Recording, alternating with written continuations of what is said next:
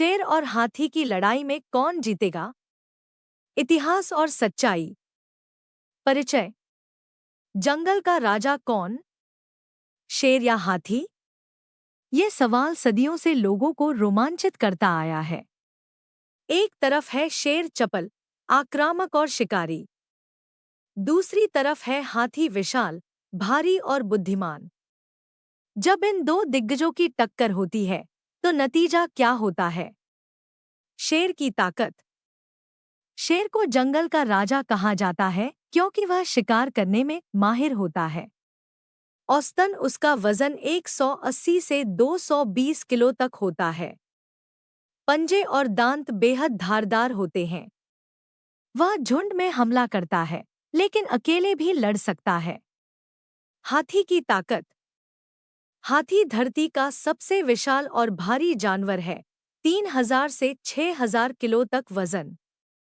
उसकी मोटी खाल, विशाल दांत, दांत टस्क्स और ताकतवर सूंड उसे शक्तिशाली बनाते हैं। हाथी शाकाहारी होते हुए भी लड़ाई में बहुत आक्रामक हो सकता है।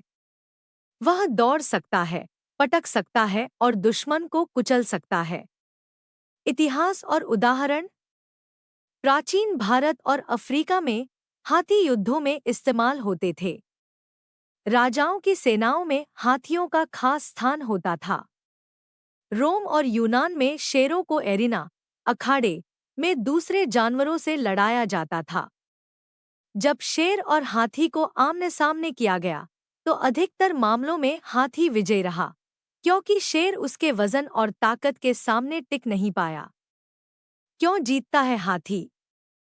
वजन और आकार शेर के मुकाबले 10 गुना भारी। सूंड और दांत, वह शेर को हवा में उछाल सकता है। खाल की मोटाई, शेर के पंजे और दांत से ज्यादा असर नहीं होता। आत्मरक्षा में आक्रामकता, हाथी जब गुस्से में आता है तो कोई नहीं बचता। निष्कर्ष।